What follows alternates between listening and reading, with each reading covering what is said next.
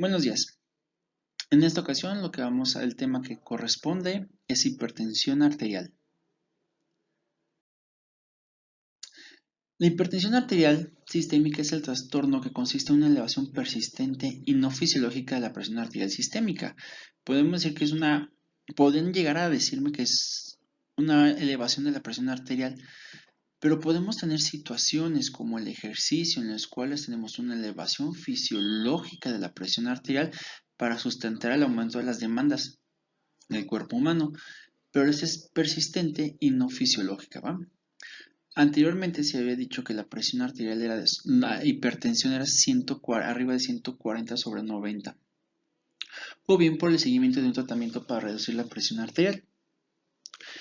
Pero actualmente se dice que la presión arterial alta ya es a partir de 130/80 de diastólica. Hubo un gran cambio, ¿no? De 10 milímetros de mercurio hacia abajo de cada uno. Pero ¿por qué se da este cambio? ¿Por qué decidimos, sabes qué? Ya no es decidieron, ya no es 140/90, ahora es 130/80?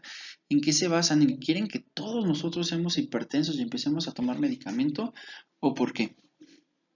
¿Qué es en sí la hipertensión? Sí, es la presión elevada, pero ¿qué me causa? ¿Por qué es peligrosa la hipertensión? Porque me empieza a causar daño endotelial y me precipita o me favorece la presencia de infartos, de lesión glomerular, de enfermedades, EBCs hemorrágicos. Entonces, se llegó a un consenso, se vio que a pesar de tener el control pacientes con 140/90, aún así había una gran incidencia de pacientes con lesiones a órganos diana. Por lo tanto, se decidió bajar a 130/80. ¿Por qué? Porque debajo de 130/80, la lesión a órganos diana tiene menor incidencia que por arriba de esta cifra. Ahora, epidemiología. La hipertensión es una condición muy frecuente y el principal factor relacionado con la mortalidad en todo el mundo. Las cifras de presión aumentan progresivamente con la edad, por lo que la prevalencia de la hipertensión depende del grupo etario el cual estemos analizando. ¿Qué es lo que pasa? No es lo mismo que si yo tengo 100 personas de 20 a 30 años, que a lo mejor tengo un hipertenso, una persona, un mismo grupo de 100, de 30 a 40, a lo mejor nada más tengo 2, 3 hipertensos. 40 a 50 ya tenemos más, a lo mejor ya tenemos 10, 15 hipertensos. Arriba de 50 vamos a aumentar. Entonces, dependiendo de nuestro grupo es la incidencia que vamos a tener de hipertensión arterial. ¿Por qué? Tan solo por los cambios fisiológicos que va teniendo el cuerpo. Conforme vamos creciendo, la distensibilidad de lo que es nuestro sistema arterial va disminuyendo. Por lo tanto, si esta distensibilidad está disminuyendo, tenemos que las resistencias están aumentando. Y si recordamos, la fórmula de la presión arterial es gasto cardíaco por resistencias periféricas. Por lo tanto, el gasto cardíaco es directamente proporcional, la presión arterial es directamente proporcional al gasto cardíaco y directamente proporcional a las resistencias periféricas. Entonces, si mis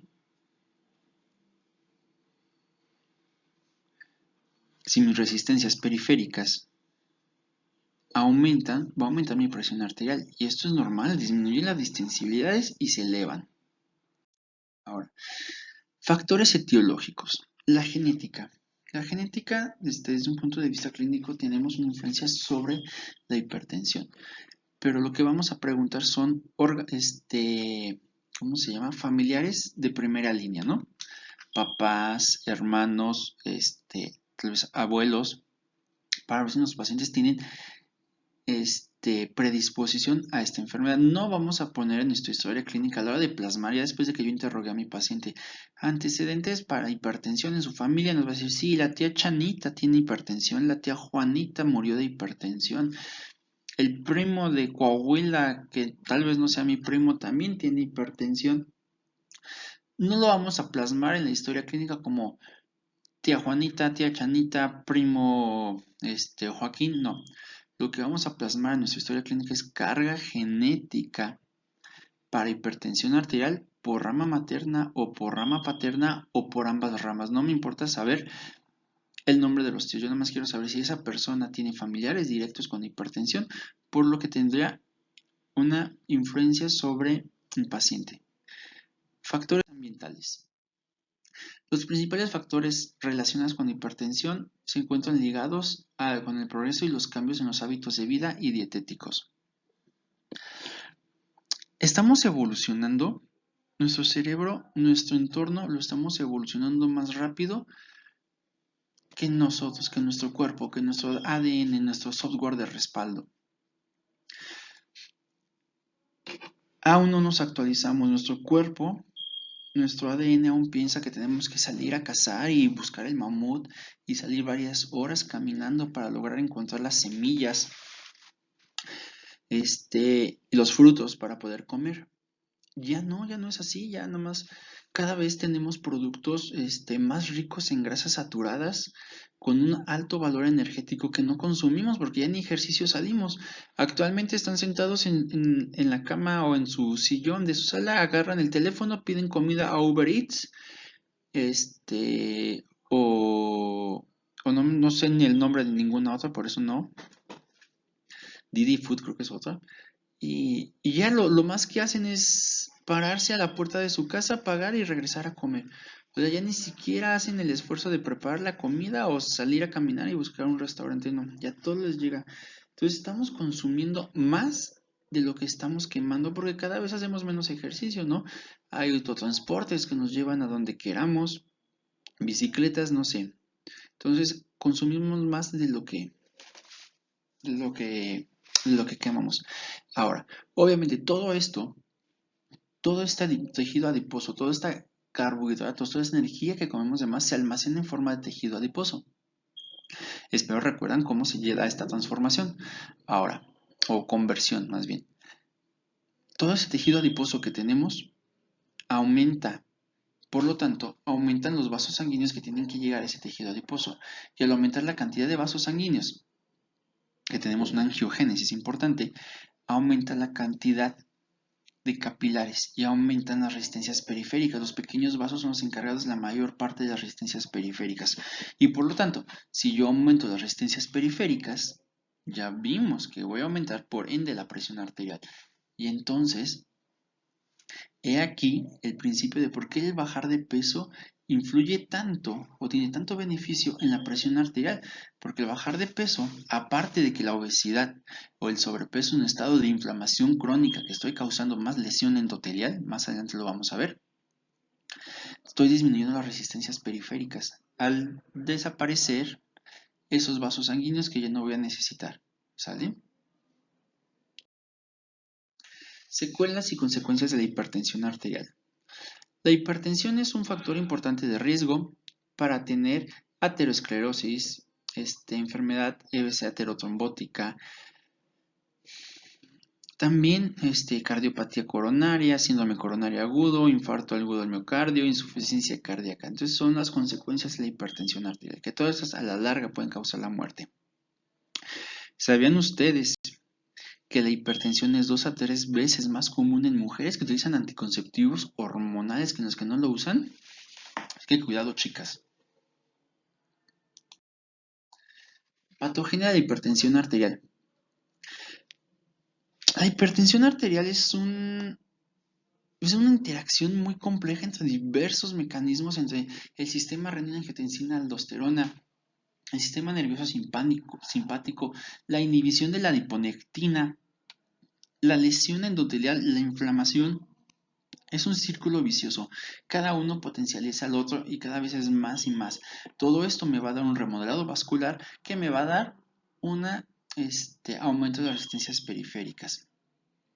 Retención de sodio, de agua, y es un círculo vicioso que tenemos que cortar.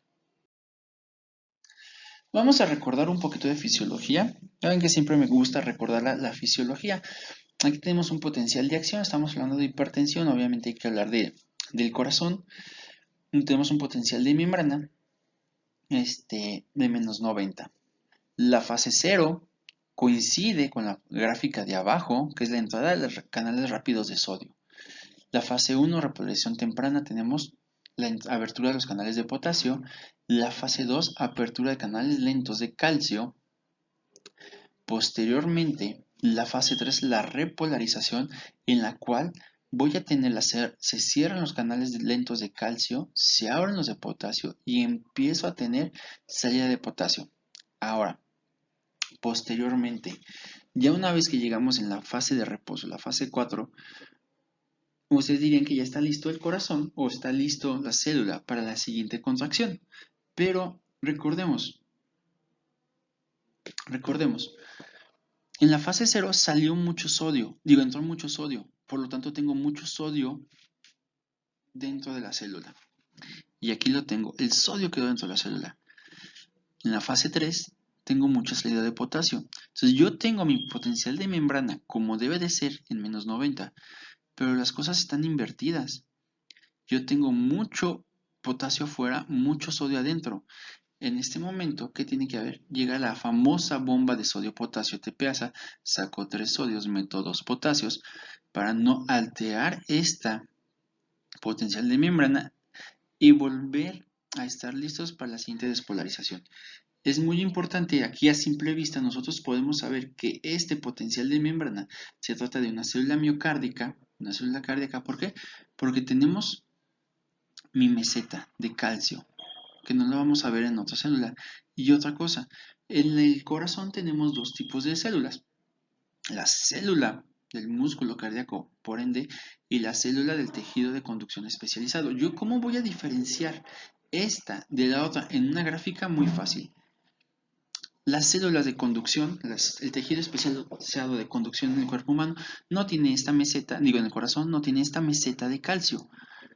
Y el potencial de membrana no está en menos 90, está en menos 60, ¿sale? Entonces nosotros podemos diferenciar qué tipo de célula es viendo la gráfica, viendo su potencial de acción, por esas simples diferencias, ¿sale? Muy poca gente puede decirles eso.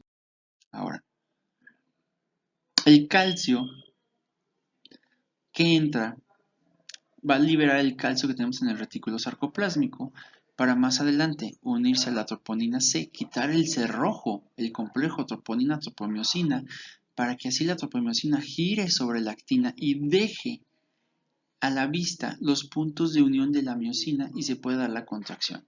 Una vez que se acaba la contracción, las bombas de calcio retiran el calcio, lo guardan en el retículo sarcoplásmico y el resto lo sacan. Y se acabó la contracción. Esta gráfica es muy interesante y siempre les digo que deben de comprenderla para poder saber hemodinamia. Deben de comprenderla para poder saber qué es lo que le está pasando a su paciente. Todos vamos a iniciar aquí, en el punto A. ¿Sí? En el punto A es la apertura de la válvula mitral. Esto debido a que mi aurícula tiene más volumen y más presión que mi ventrículo. En ese momento viene la fase de llenado rápido ventricular a favor de un gradiente de presión. ¿Qué tenemos?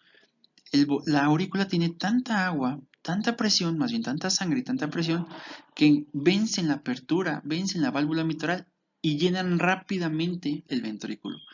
Va a llegar en el cual, este punto en el cual se detiene. ¿Por qué? Porque tanto la aurícula como el ventrículo ya tienen la misma presión. Por lo tanto, ya no puede mandar la aurícula más presión, más volumen al ventrículo. ¿Qué es lo que viene ahora? La fase de llenado lento ventricular o la fase activa, que corresponde a la contracción auricular. La contracción auricular aporta el 20% del gasto cardíaco. Entonces, en ese momento, después de la contracción auricular, el ventrículo ya queda con más presión y más volumen que la aurícula. Por lo tanto, la válvula mitral se cierra.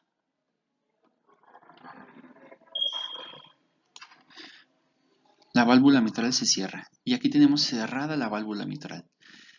En este punto, mi ventrículo tiene una pequeña disyuntiva. ¿Por qué? Porque tiene menos presión que la aorta, tiene más presión que la aurícula, por lo tanto, no puede sacar la sangre, no puede recibir más sangre. ¿Qué es lo que hace? La fase de contracción isovolumétrica. Aumenta la presión, se empieza a contraer el ventrículo poco a poco, manteniendo el mismo volumen, porque obviamente está cerrada la válvula aórtica, no hay salida de sangre a ningún lado, hasta que logra vencer la presión de la válvula aórtica. En ese momento, ¡pum!, viene la eyección y continuamos la contracción, no se acaba, la contracción continúa para poder eyectar la mayor cantidad de volumen sanguíneo, que es el 65% aproximadamente, y lo logra sacar. Este punto en donde la aorta ya tiene más presión que el ventrículo, se cierra la válvula aórtica y mi ventrículo nuevamente está en una disyuntiva. Tiene menos presión que la aorta, tiene más presión que la aurícula, no puede ni mandar sangre, no puede ni recibir sangre. ¿Qué es lo que hace? Lo que hace la canción del mango, ¿no? Relajado, relajado, relajado. Se relaja tanto el ventrículo, que es la relajación isovolumétrica, hasta que la aurícula tiene nuevamente más presión y más volumen que el ventrículo y empieza nuestro ciclo nuevamente. Ahora, hay unos conceptos muy interesantes que debemos de conocer. Volumen telediastólico. El volumen telediastólico es el volumen al final de la diástole, ¿sí? La diástole es de D a B y la sístole es de B a D, ¿ok? Entonces, el volumen al final de la diástole es el volumen telediastólico. Es la máxima cantidad de volumen que tengo antes de iniciar la contracción ventricular. ¿Estamos de acuerdo? Ahora, el volumen telediastólico es lo mismo que la precarga. No más que uno me habla de volúmenes y otro me habla de presiones. Y la precarga es la presión máxima que tengo en mi ventrículo justo antes de iniciar mi contracción. Si se fijan es lo mismo, pero me hablan o de volúmenes o de presiones. Ustedes, aquí es donde viene la parte en la que empezamos a analizar las cosas. Yo tengo un paciente con una presión baja. ¿Qué tenemos que hacer? Mejorar la precarga. Al mejorar la precarga, yo voy a mover mi gráfica de este punto a la mejor a este. Y así se va a comportar ahora mi gráfica. ¿Sí? Al aumentarle yo la precarga a mi paciente, voy a aumentar el gasto cardíaco. Porque la fórmula de gasto cardíaco es volumen latido por frecuencia cardíaca. Entonces, yo estoy aumentando la precarga, yo estoy aumentando el volumen telediastólico. Por lo tanto, voy a inyectar más sangre. Ya no voy a inyectar los 70, a lo mejor voy a inyectar 80 mililitros, 85, 90 mililitros al mejorar la precarga.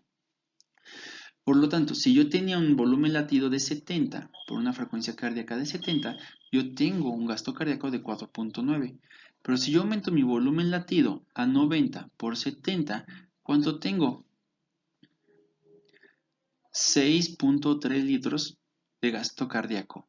Y si vamos a la fórmula de la presión arterial, gasto cardíaco por resistencias periféricas, yo estoy aumentando el gasto cardíaco. Por lo tanto, estoy aumentando la presión arterial. Y ese es el motivo por el cual aumenta la presión arterial en sus pacientes cuando ustedes le pasan cargas, ¿sí? La única forma que tenemos nosotros de mover el volumen latido es mejorar el aporte de volumen, ¿sí? O mejorar las condiciones de contracción miocárdica. Ok, ahora, otro concepto importante que necesitamos saber es el volumen telesistólico. El volumen telesistólico es el volumen al final de la sístole. ¿Dónde termina la sístole? Aquí. Me van a decir, acá dice volumen telesistólico, sí, pero si somos muy puritanos, la sístole termina en D. Tanto D como A tienen exactamente el mismo volumen, pero si queremos ser exactos, aquí termina, en el D termina la sístole. Entonces, aquí arriba es el volumen telesistólico, ¿sale? El volumen al final de la sístole. Volumen al final de la diástole. ¿Qué vamos a tener? Mi volumen latido va a ser volumen telediastólico menos volumen telesistólico. ¿Estamos de acuerdo? Ese es mi volumen latido. Ahora, otra cosa, otro concepto importante. Poscarga. ¿Qué es la poscarga? La poscarga es la presión que tiene que vencer mi ventrículo para poder eyectar la sangre. Y la poscarga, ¿qué punto es? El C. Es la presión de la aorta. La poscarga está dada por las resistencias periféricas, por la aorta. Entonces, es lo que yo tengo que vencer. Ahora, si yo tengo un paciente con una crisis hipertensiva, yo voy a tener una poscarga, en cambio de color, una poscarga muy aumentada. Va a estar hasta acá arriba. Por lo tanto, mi eyección no se va a dar hasta que yo llegue a este punto. ¿Ok? Y si se fijan, yo perdí gran parte de mi ciclo cardíaco, este que ya vimos, gran parte de mi ciclo cardíaco lo perdí en lograr vencer la poscarga. Por lo tanto, me queda menos tiempo de eyección. Bueno, está muy exagerado, muy poco corto. Menos tiempo para eyectar. ¿Sí? Al quedarme menos tiempo para eyectar, yo no voy a estar sacando los 70 mililitros aproximadamente. Voy a estar sacando menos, tal vez 30, tal vez 40. Por lo tanto, mi volumen telesistólico aumenta. Es más grande, no es el mismo. Se fijan mejor que está en 90. Por lo tanto, la presión del ventrículo relajado no es igual a la presión del ventrículo relajado con una adecuada eyección. ¿Qué está pasando aquí? Está más alta mi volumen telesistólico. Por lo tanto, la presión que tiene que generar la aurícula para poder mandarle ahora el volumen al ventrículo es mucho mayor. ¿Y cómo hace la aurícula para poder aumentar su presión y poder mandarle el volumen al ventrículo izquierdo? Aumentar la cantidad de sangre contenida en él. Entonces vamos a tener una gran éstasis y una aurícula muy grande para poder vencer la presión que tenemos en el ventrículo. Y para que la aurícula izquierda tenga tanta sangre, tanta presión, el ventrículo, el pulmón tiene que llenarse de mucho volumen para poder alcanzar la presión que tiene la aurícula en reposo. Por lo tanto, ¿qué es lo que vamos a tener? Un aumento de presión retrógrada. Está muy aumentada la presión en el ventrículo izquierdo, va a estar muy aumentada la presión en la aurícula izquierda y va a estar muy aumentada la presión en el pulmón. Y podemos seguirnos a ventrículo derecho, aurícula derecha y hasta las venas cavas. Pero nos vamos a parar en el pulmón. Cuando el pulmón tiene un aumento de volumen y por lo tanto un aumento de presión, vamos a tener un pulmón congestivo, ¿sí? Vamos a tener un pulmón con edema agudo pulmonar. ¿Y esto por qué? Es muy fácil. Yo tengo entonces una falla cardíaca secundaria a un aumento de la precarga. Perdón, aumento de la poscarga. Una falla cardíaca por aumento de la poscarga. ¿Estamos de acuerdo? ¿Por qué? Gran parte de mi ciclo cardíaco yo lo ocupo en vencer la presión de la aorta. ¿Qué vamos a hacer para curar a estos pacientes? Tenemos que regresar la poscarga de aquí a aquí. ¿Y cómo lo hacemos? Con un vasodilatador. Vamos a darle un vasodilatador, vamos a bajar esa presión arterial y mi gráfica vuelve a ser lo normal, empiezo a manejar mis volúmenes normales, disminuye la presión pulmonar y disminuye el edema agudo pulmonar, ¿sí? Entonces, espero que no se les olvide, esta gráfica es muy interesante y muy importante saber.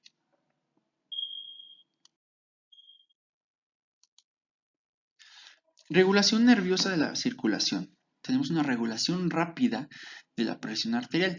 Esta regulación rápida de la presión arterial se puede dar o está dada para evitar los cambios bruscos de presión arterial. ¿Por qué? No es lo mismo la presión arterial que yo voy a tener estando en decúbito o estando sentado o estando parado. Estando acostados es muy sencillo porque todo el cuerpo está a la altura del corazón, por lo tanto no tengo que vencer la gravedad. Cuando estamos sentados o cuando estamos parados tengo que hacer más esfuerzo para vencer la gravedad, por lo tanto tengo que aumentar mi presión arterial. Tengo unos varoreceptores en lo que es el callado de la aorta y en los cuerpos carotídeos que son como gel, que se estiran. ¿Por qué? Porque el callado de la aorta y los senos carotídeos tienen mucha distensibilidad, por lo tanto que estos vasoreceptores, estos cuerpos glómicos que son como gel, a la hora de que llega el latido, llega toda esa sangre después del latido, vamos a tener una gran distensión. Entre más se distiendan esos vasoreceptores, significa que la presión está elevada. Si yo no tengo una gran distensión o no tengo distensión, significa que la sangre que está llegando ahí es muy poca y no causa distensibilidad de mi aorta o de mis senos carotídeos. Y luego envía la señal al centro vasomotor para que libere adrenalina, aumente las resistencias periféricas y tengamos que aumentar la presión arterial, ¿sí? Entonces, el primer latido, están sentados, se paran, el primer latido, ¡pum!, la presión está baja. Pero es tan rápido esta respuesta que para el segundo latido la presión ya está normal y para el tercero todavía mejor. ¿Estamos bien? ¿Qué pasa? Personas de la tercera edad, con el paso del tiempo, este nervio que me está llevando el reflejo, la información, se va degenerando. Sobre todo somos diabéticos, somos hipertensos, la transmisión del impulso es muy lenta. Entonces las personas de la tercera edad se marean muy rápido al levantarse, muy fácil más bien. ¿Por qué? Porque a lo mejor ellos no se autorregulan de un latido a otro, a lo mejor tardan 5 o 7 latidos en lo que llega la información al centro vasomotor y toma la acción y la regresa y libera la noradrenalina. Entonces hay que tener cuidado. Es muy importante la regulación rápida de la presión arterial para evitar cambios bruscos. Fisiopatología. En el sistema nervioso simpático, los pacientes hipertensos tienen una hiperactividad simpática con un desequilibrio entre el sistema nervioso simpático y el parasimpático. El sistema nervioso simpático y parasimpático son antagónicos, es el yin y el yang, ¿sí? Si disminuye uno, aumenta el otro. Si disminuye el otro, aumenta uno. ¿Qué quiere decir? Si el sistema nervioso simpático está muy activo, el parasimpático que causa vasodilatación va a estar disminuido. Si es a la inversa, el parasimpático está muy activo, vamos a tener predominio de la vasodilatación y no tanto así de la vasoconstricción. El aumento de la actividad del sistema nervioso central es un determinante principal para la elevación de la presión arterial. Dicho aumento contribuye al desarrollo y mantenimiento de hipertensión por medio de estimulación del corazón, vasculatura periférica y de los riñones, lo que da lugar a un incremento del gasto cardíaco, resistencia vascular y retención de líquidos. Fíjense cómo esto me está causando un aumento de la presión arterial, pero porque me está afectando todos y cada una de las variables de mi fórmula. Yo al liberar catecolaminas voy a aumentar las resistencias venosas periféricas, ¿sí? Por lo tanto la presión arterial. Si actúa sobre los riñones, también me va a favorecer, me va a ayudar a sensibilizar la liberación de renina, angiotensina y hasta la liberación de aldosterona. Por lo tanto, aumento la cantidad de volumen intravascular. Al aumentar la cantidad de volumen intravascular, aumento el gasto cardíaco. Ahora, el sistema nervioso simpático me aumenta la frecuencia cardíaca, gasto cardíaco, frecuencia cardíaca por volumen latido. Entonces estoy alterando y aumentando las tres variables de mi fórmula de presión arterial y esto me da hipertensión. Es un círculo vicioso. La adiponectina en la hipertensión. La adiponectina tenemos que estimula la producción de óxido nítrico. El óxido nítrico sabemos que es vasodilatador. Pero la adiponectina puede ser bloqueada por lo que son los receptores de angiotensina 2 y por la actividad del sistema nervioso parasimpático. Ustedes recuerden que un endotelio sano libera óxido nítrico, sustancias vasodilatadoras. Un endotelio enfermo libera sustancias vasoconstrictoras como endotelina. Entonces, si tenemos nosotros un paciente con hipertensión, no va a estar liberando adiponectina, va a estar bloqueada por el sistema nervioso simpático y va a favorecer todavía más la hipertensión. Nuestro círculo vicioso. Aquí está. Yo tengo hipertensión arterial por estímulo de la actividad simpática. Esto me va a dar una vasoconstricción, una disfunción endotelial. Esta disfunción endotelial está dada por un estrés oxidativo. ¿Qué tenemos? Menos adiponectina, menos vasodilatación y especies reactivas de oxígeno. Obesidad. La obesidad es un estado de inflamación continua, por lo tanto vamos a tener macrófagos activados, disminución de la adiponectina y mayor lesión endotelial y la inflamación hepática y sistémica. Todo esto también me causa liberación tanto de renina, angiotensina, aldosterona, con una vasoconstricción e hipertensión, de lesión endotelial y perpetuación de todo este círculo vicioso. Varios estudios de base poblacional han puesto de manifiesto la correlación positiva entre la frecuencia cardíaca y el desarrollo de hipertensión. Ok. Ustedes tienen pacientes o conocen pacientes o hay personas, conocen personas que tienen una frecuencia cardíaca elevada.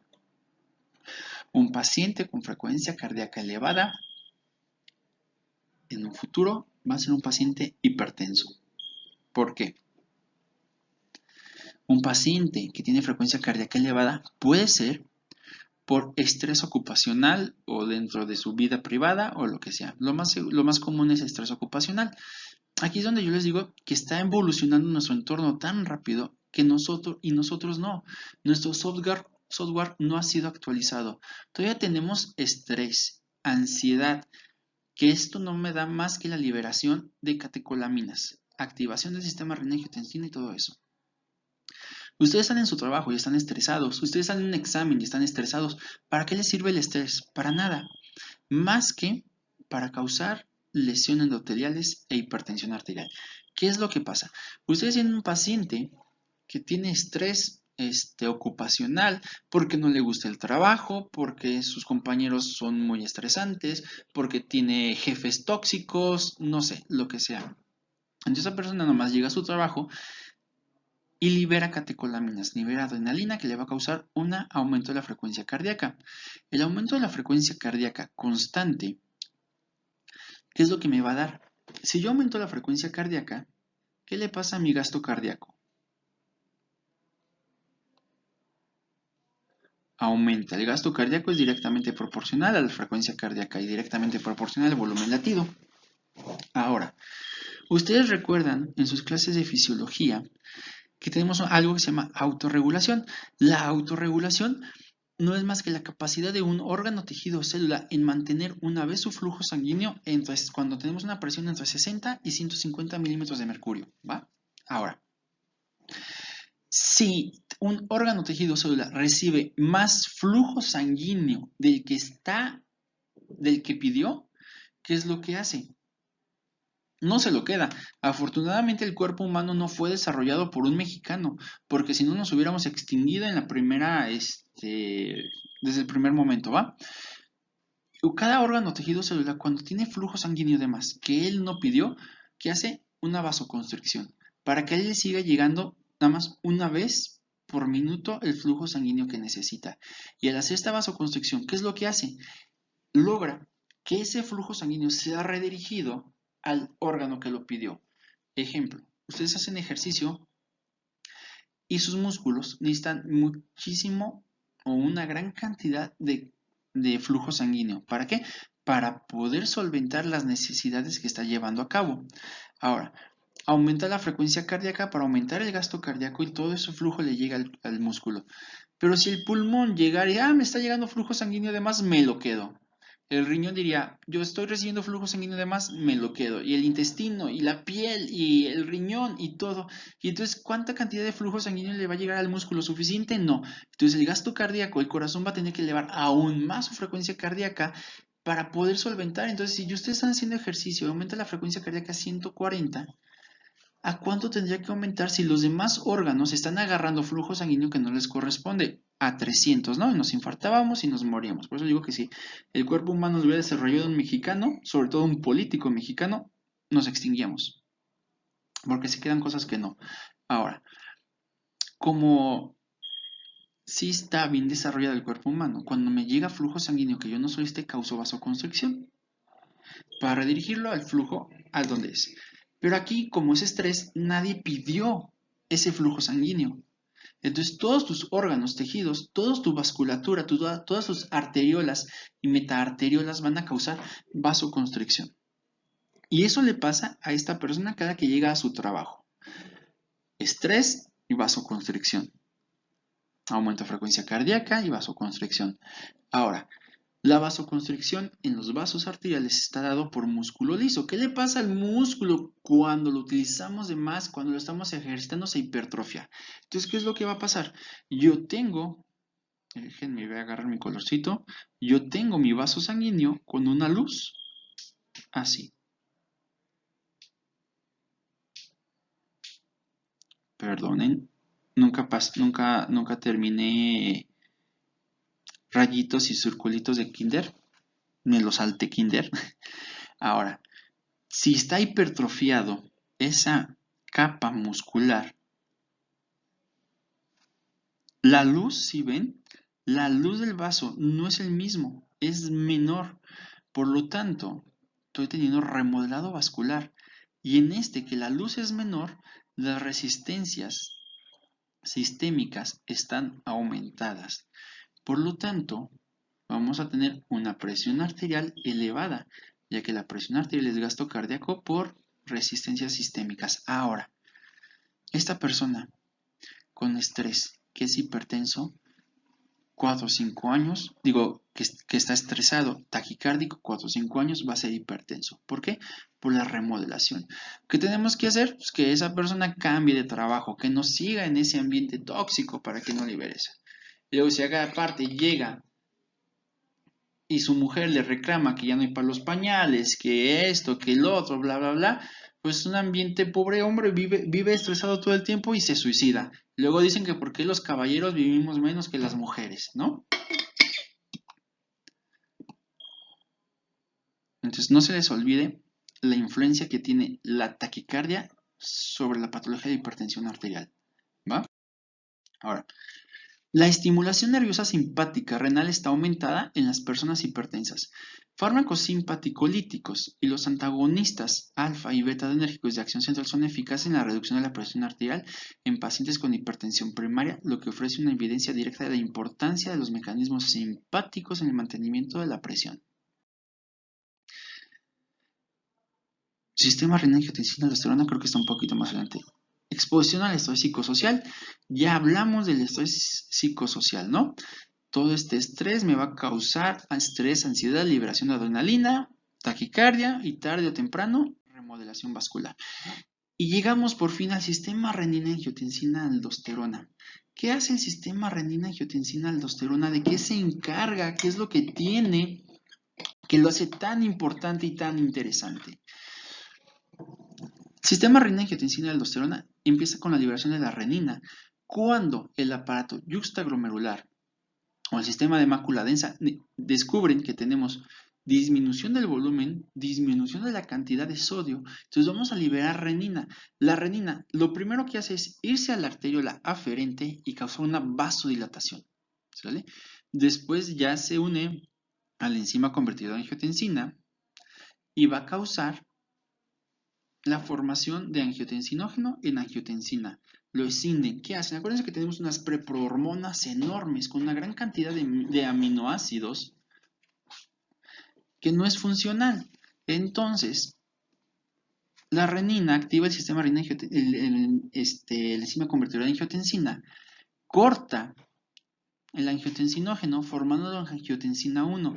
Después se va al pulmón, a los neumocitos tipo 2 y se transforma en angiotensina tipo 2.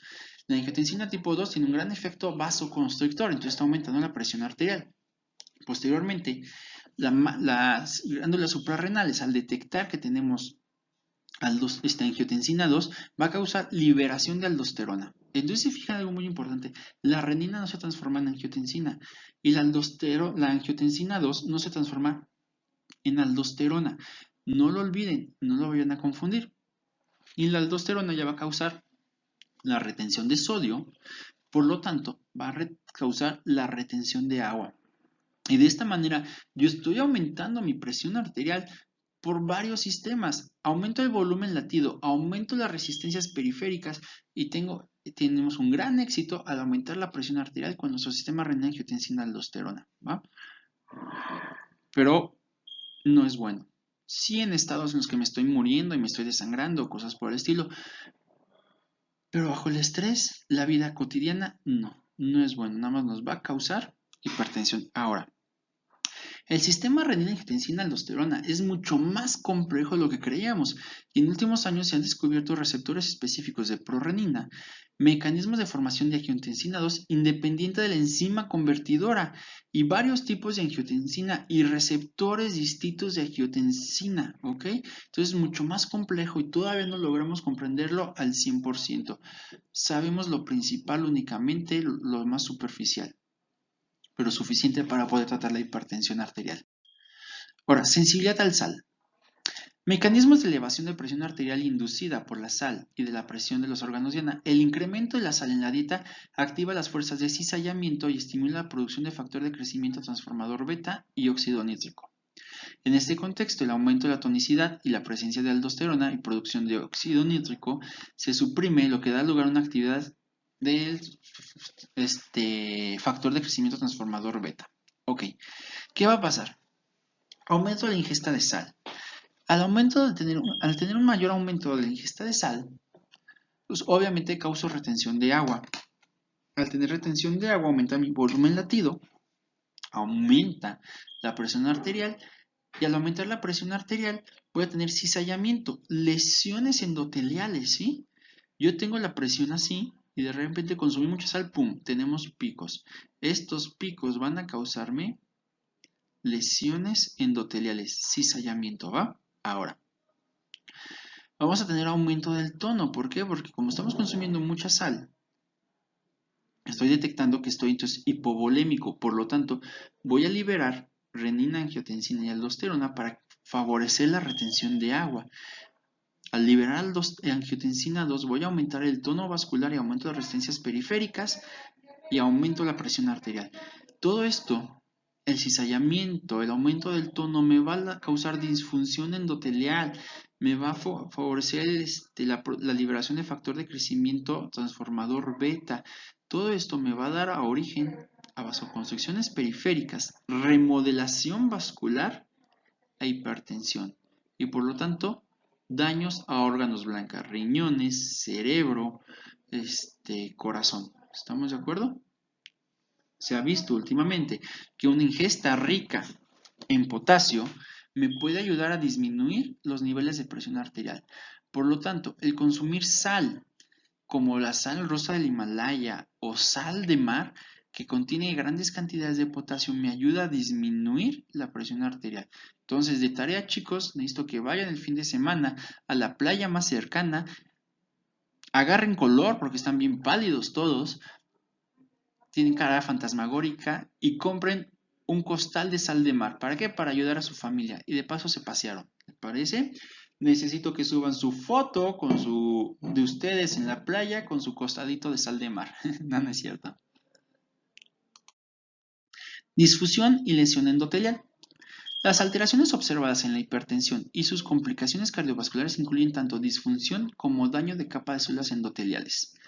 Las alteraciones funcionales consisten en un desequilibrio entre la producción de sustancias vasodilatadoras y antiinflamatorias y entre las que destacan óxido nítrico y producción de sustancias vasoconstrictoras como proinflamatoria, especialmente endotelina y especies reactivas de oxígeno.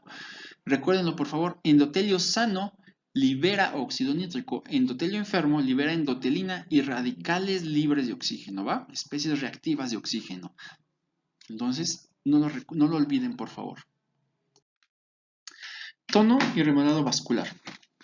Los pacientes hipertensos van a presentar varias respuestas vasoconstrictoras a la noradrenalina. Ya habíamos pensado, más bien ya habíamos visto qué es lo que va a pasar. Esta vasoconstricción constante va a causar una remodelación, una hipertrofia de la capa muscular, lo que me va a causar una disminución de la luz vascular, por lo tanto un aumento de las resistencias periféricas, dando aumento de la hipertensión arterial. Esto es debido al remodelado vascular. Ahora, el remodelado vascular desfavorable es progresivo en personas con hipertensión no controlada y el tono vascular es regulado por la fosforilación y desfosforilación de las cadenas ligeras de miosina. Y aquí tenemos, ¿no? Recordemos que la contracción del músculo liso es muy diferente a la contracción del músculo esquelético o del músculo cardíaco. Aquí no tenemos troponinas. Aquí simplemente tenemos el complejo calcio-calmodulina, que es lo que nos va a llevar a la contracción muscular. ¿sí? Aquí la miosina tiene forma de uso, y tenemos tanto actinas que están por la parte superior e inferior que va a llegar y atraer. Mecanismo de la mácula densa, mecanismo posible de la presión y mecanismo del sistema nervioso simpático. Aquí vamos a ver cómo tanto el sistema nervioso simpático como el eje renina-angiotensina-aldosterona me van a causar una hipertensión. La liberación de la renina va a transformar en angiotensinógeno, angiotensina 1, angiotensina 2 y por lo tanto vamos a tener vasoconstricción y disfunción endotelial, aumento del gasto cardíaco, aumento de la secreción suprarrenal de aldosterona, por lo tanto, mayor retención de agua y de sodio, el remodelado vascular que va a aumentar la rigidez vascular y actividad del sistema nervioso central que me va a aumentar lo que es la liberación de adrenalina, ACTH, TSH, hormona del crecimiento y todo esto me va a dar en conjunto un aumento de la presión arterial. Factores de riesgo cardiovasculares. Tenemos factores de riesgo cardiovasculares modificables, ¿sí? Como el sobrepeso, el tabaquismo, y no modificables, ¿no? Como el de edad, como el sexo, como la raza. Ok, entonces, la edad, presión arterial elevada, frecuencia cardíaca elevada. Si fijan, una frecuencia cardíaca arriba de 84 es cuando vamos a empezar con lo que es el remodelado vascular. Por lo tanto, hay que tener frecuencias cardíacas menores. Sobrepeso, con un índice de masa corporal mayor de 30 kilogramos por metro cuadrado. Obesidad central. Perímetro abdominal aumentado, más de 102 para hombres, más de 88 para mujeres. Aumento de adiposidad abdominal, ¿no? Relación cintura-cadera más de 0.94 para caballeros, 0.82 para mujeres. Dislipidemias, colesterol elevado, triglicéridos elevados, glucemia elevada, nefropatía crónica, consumo de tabaco, antecedentes familiares, estilo de vida sedentario, factores generadores de estrés psicosocial, ¿sale? Elevación de los indicadores inflamatorios. Tenemos también indicadores precoces de enfermedad cardiovascular. Presión arterial, un descenso nocturno de la presión arterial, una respuesta exagerada de la presión al ejercicio o al estrés, un aumento de la sensibilidad a la sal o presión diferencial ampliada. Cardíaco, hipertrofia del ventrículo izquierdo, presión de llenado auricular aumentada, relajación diastólica reducida o péptido natriurético aumentado, ¿sí? Todos estos me están hablando de que está aumentando el estrés, dentro de las cámaras ventriculares y auriculares. Por eso está aumentada la presión de la aurícula izquierda para poder mandar todo a un ventrículo izquierdo que de por sí ya está aumentada la presión. Y este aumento de la presión del estrés en las cámaras de la aurícula me va a dar liberación de péptidos natriuréticos. Ahora, vascular, rigidez arterial. Ya hablamos mucho de la rigidez arterial y qué me lo causa. Aumento de las resistencias vasculares sistémicas. Obviamente, si aumenta la rigidez de las arterias, aumenta las resistencias vasculares. Aumento del grosor de la íntima media en la carótida. Calcificación de las arterias coronarias. Disfunción endotelial y rarefacción capilar. Ahora, renal, microalbuminuria. ¿Por qué vamos a tener que los pacientes con hipertensión me van a causar o van a tener lesión renal? Saco mi lápiz. Ustedes recuerdan que tenemos un glomérulo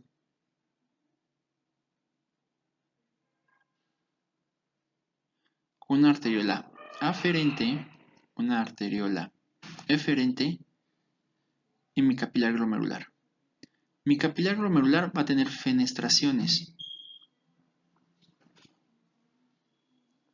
Estas fenestraciones son para favorecer la filtración.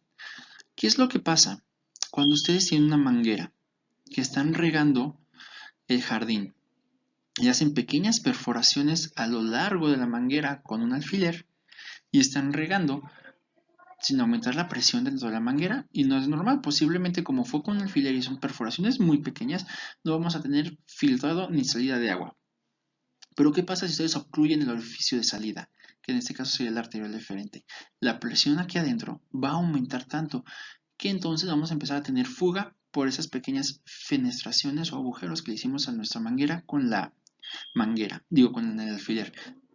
Si esta presión es constante, esos agujeros cada vez van a ser más grandes, se va a dilatar cada vez más. ¿Qué es lo que pasa aquí? Estas perforaciones, estas fenestraciones se vuelven cada vez más grandes, más grandes, más grandes, favoreciendo cada vez más la salida de albúmina porque es más grande esas perforaciones. Entonces lo que pasa en los pacientes con hipertensión, tengo una presión intraglomerular tan elevada que mi presión arterial no es de 60 milímetros de mercurio como debe ser, a lo mejor es de 70 o de 80, que me va a causar esta lesión y microalbuminuria. Ahora, por eso vienen medicamentos muy importantes como los IECAS y los ARA2 que me causan vasodilatación de la arteriola eferente. La arteriola eferente tiene un tono vasoconstricción mayor que la arteriola eferente. Si fijan, esta está vasodilatada, esta está con vasoconstricción, debido a que tenemos angiotensina 2 que me causa esta ligera vasoconstricción. Ahora, si yo bloqueo la angiotensina con los IECA, los ARA2, voy a causar dilatación de la arteriola eferente, disminución de la presión intraglomerular y vamos a evitar el daño renal. Los IECA y los ARA2 se dice que son medicamentos nefroprotectores porque me disminuyen la presión intraglomerular. ¿Estamos de acuerdo? ¿Dónde debe realizarse la lectura en el paciente para que sea más exacta? El centro de la cámara del manguito debe situarse sobre el brazo del paciente a la altura del corazón, sobre todo en el cuarto espacio intercostal, ¿no? De preferencia en el brazo izquierdo o brazo derecho. Ahora, tomemos en cuenta que la presión no la podemos tomar cuando el paciente acaba de hacer ejercicio, que se vino corriendo en el camión porque no iba a llegar a la consulta, o un paciente que acaba de fumar, un paciente que acaba de tomar bebidas estimulantes, Coca-Cola, café, refresco, no sé. Tenemos que esperar cuando menos media hora de esto, ¿sale? Ya después lo vamos a insuflar. ¿Cuánto vamos a insuflar? Ok, hay que sentir la presión de pulso, ¿no? Yo empiezo a insuflar mi manguito. Yo llego en 140 y en ese momento en 140 dejé de sentir mi pulso radial. Yo aumento 30 milímetros de mercurio arriba de esto para ahora sí empezar a descender. ¿Estamos de acuerdo? No podemos llegar siempre a 180. ¿Por qué? Porque a lo mejor mi paciente tiene 190 de presión. Entonces, ¿qué es lo que tenemos que hacer? Checar el pulso radial. 30 milímetros de mercurio sobre donde yo haya perdido el pulso radial, ahí es donde vamos a dejar nuestra insuflación. Evolución natural de la hipertensión. La hipertensión, ya sabemos que tenemos lesión a órganos diana. Sabemos que tenemos lesión endotelial. Vamos a tener una hipertrofia del ventrículo izquierdo. Ese ventrículo izquierdo tiene que ejercitarse para poder vencer las resistencias periféricas. Vamos a tener una retinopatía hipertensiva, una proteinuria que también ya platicamos, nefroesclerosis por la misma inflamación y el cambio de los colágenos y otras lesiones vasculares. Todo esto me va a dar episodios adversos clínicos como infartos, anginas, enfermedad cerebrovascular, aneurisma, disección de la aorta, insuficiencia renal, insuficiencia cardíaca y finalmente la muerte. Esta es la historia natural de un paciente con hipertensión. Nosotros lo que tenemos que hacer es bloquear esto, tratar la hipertensión antes de tener la lesión en órganos diana para que no se progrese, ¿sale? Hipertensión de bata blanca. Hay pacientes que son muy susceptibles a estresarse cuando llegan al a la consulta y aumentan la presión arterial de tan solo saber que van a ser revisados por algún médico. Es mucho más común de lo que ustedes creen, es muy frecuente. Entonces estos pacientes que nos hagan favor de checar la presión en su domicilio, es que en mi domicilio manejo presiones bajas y solo con ustedes se me sube, ¿no? 140, 90, caray. Pero en su domicilio le checan la presión en varias ocasiones, 110, 70, 120, 80. Esta hipertensión de bata blanca es más frecuente de lo que creen. Se la van a encontrar muy seguido, tal vez en 1 o 2 de cada 10 pacientes que ustedes vayan a ver. Tratamiento. Ok, ya vi que la mayor porcentaje de los casos de hipertensión es hipertensión esencial, que está involucrada todo esto, sistema renina-angiotensina aldosterona, sistema nervioso simpático. Hay que tratar la hipertensión. La piedra angular de nuestro tratamiento de crónico degenerativo son medidas higiénico-dietéticas. Si yo no logro convencer a mi paciente de que tiene que hacer ejercicio, no voy a lograr controlar la presión jamás. Si yo logro convencer a mi paciente de que haga ejercicio, de que cuide la dieta, va a ser muy sencillo y con muy pocos fármacos voy a lograr controlarlo. A la inversa no, yo puedo darle todos los fármacos que existen en el mundo y jamás voy a lograr controlar esa presión arterial. Entonces, tenemos que hacer hincapié en estas medidas, ¿sí? La presión arterial tenemos que controlarla mediante una combinación de pérdida de peso, restricción en el consumo de sodio, aumento de los ejercicios aeróbicos, ingestión moderada de alcohol. Estos cambios en el estilo de vida también pueden facilitar el control farmacológico de la presión arterial. Les digo, y no vamos a necesitar tantos fármacos. Ahora, recomendaciones sobre el estilo de vida relacionadas con la dieta. Pérdida de peso, ¿vale? Debemos tener un índice de masa corporal menor de 25. Ingesta de sodio reducida. Vamos a tener que tener como objeto menor una ingesta de 2.3 gramos para población general y menos de 1.5 gramos para los pacientes afroamericanos. Dieta tipo DASH. Consumir una dieta rica en frutas, verduras y hortalizas, de 8 a 10 razones al día, con productos lácteos bajos en grasa y bajar las grasas saturadas y colesterol. Mayor ingesta de potasio. Hay que aumentar la ingesta de potasio hasta 4.7 gramos al día, que es también la cantidad aportada por la dieta DASH. Y moderación en el consumo de alcohol. Para aquellos que consumen alcohol, tenemos que tomar menos de 2 bebidas alcohólicas por día para caballeros y menos de una bebida alcohólica para la mujer. Cuando se refiere a menos de una bebida alcohólica para mujeres o 2 para caballeros, no se refieren a la botella completa de tequila, ¿sale, chicos? A la caguama completa. Son poquitas onzas al día, ¿va? 150 mililitros de vino, de vino, 150 mililitros de cerveza o 45 mililitros de ciertos licores, ¿va? No es más. Ahora, caminar para la hipertensión. Se ha demostrado una gran evidencia que el caminar va a disminuir en cierta cantidad la presión arterial. Entonces, si yo tengo más de 40 años y logro caminar, voy a ayudar a favorecer mi presión arterial, a disminuirla. Habíamos dicho que los ejercicios aeróbicos me ayudan a disminuir mi presión arterial. Ahora, elección de los agentes antihipertensivos. Tenemos múltiples guías y metaanálisis que concluyen que el grado de reducción de la presión arterial no es la elección de la medicación antihipertensiva. El principal determinante pacientes con hipertensión de riesgo cardiovascular. Vamos a bajar el riesgo cardiovascular a estos pacientes. ¿Qué tenemos? Tenemos un montón de medicamentos y tenemos contraindicaciones. Entonces, es muy importante que ustedes conozcan a la perfección su medicamento, conozcan los metabolismos activos, las contraindicaciones y las interacciones que pudieran llegar a tener para evitar hacer más mal que bien a nuestro paciente, ¿sí? Y aquí vienen varias indicaciones dependiendo si nuestro paciente es un paciente con una insuficiencia cardíaca, con una fracción de eyección disminuida, podemos tomar un IECA, un betabloqueante, un diurético, un antagonista de la aldosterona. Pacientes por infarto, un inhibidor de la enzima convertida en angiotensina, ARA2, betabloqueantes, antagonistas de la aldosterona, y tenemos muchos ejemplos.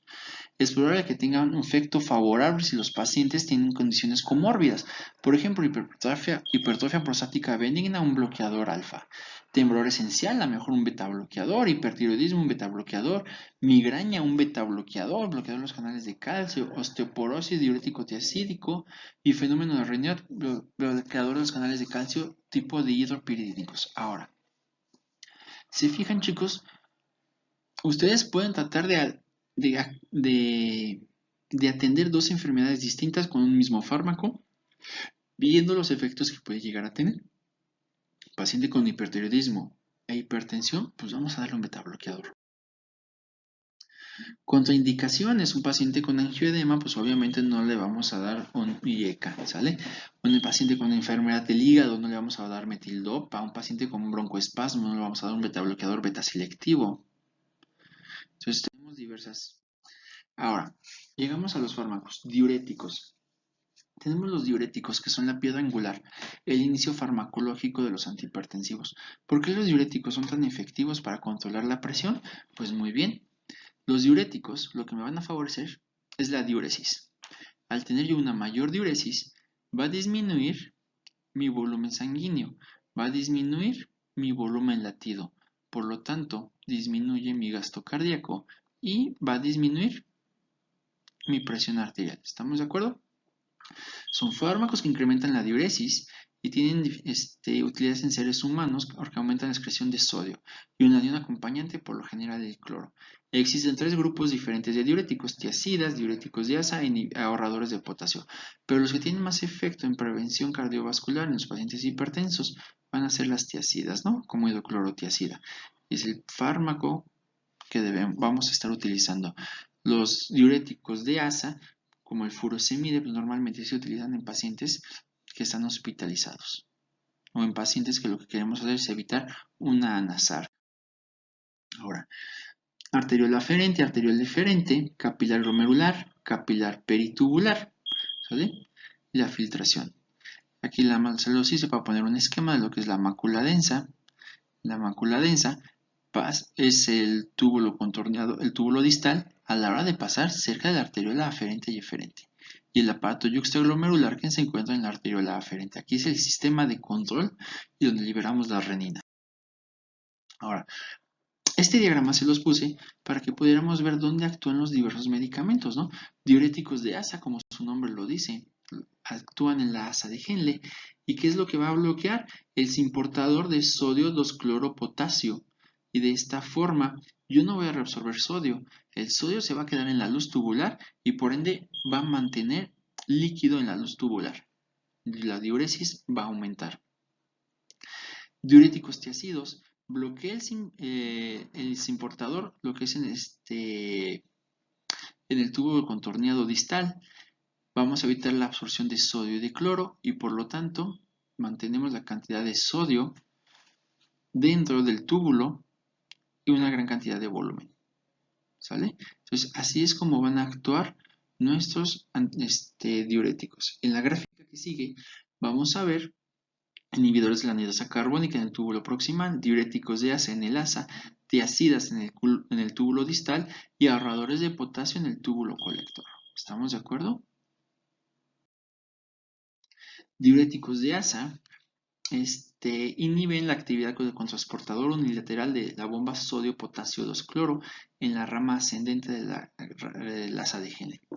Los inhibidores del contransporte unidireccional en la rama ascendente también tienen un efecto terapéutico, son muy eficaces porque cerca del 25% del sodio se reabsorbe en esta parte, ¿sale? Y segmentos de la nefrona después de la rama ascendente no poseen la capacidad de absorción para rescatar el corriente del líquido rechazado.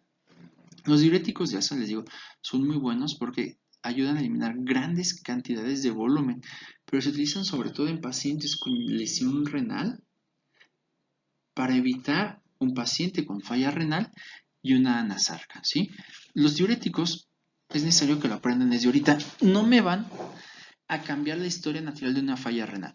Yo tengo un paciente que está iniciando con lesión renal. Le pongo diurético, puede orinar. Pero no significa que al estar orinando yo voy a revertir la lesión renal, no. Una cosa es que esté orinando y otra cosa es que esté filtrando. Lo único que me hace el diurético es evitar que mi paciente tenga anasarca, evitar que mi paciente tenga edema agudo pulmonar y se complique, ¿sí? Entonces es lo único que hacen. Los diuréticos de asa no cambian el pronóstico de lesión renal, más sin embargo, si hay varios artículos que mencionan que los pacientes propensos a lesión renal, que yo estoy utilizando diuréticos, progresan más fácilmente que los que no utilicé diuréticos de asa hacia la lesión renal. Y aquí tenemos furosemide, comprimidos de 40 miligramos, lo podemos hacer cada 8 a 6 horas. Torceramide, que es 100 veces más potente que el furosemide, 5 miligramos cada 12 a 24 horas. Y el furosemide también hay ámpulas de 20 miligramos. Pero les repito, el furosemide se va a utilizar más en pacientes ya con lesión renal establecida para disminuir la retención de líquidos. Tiazidas.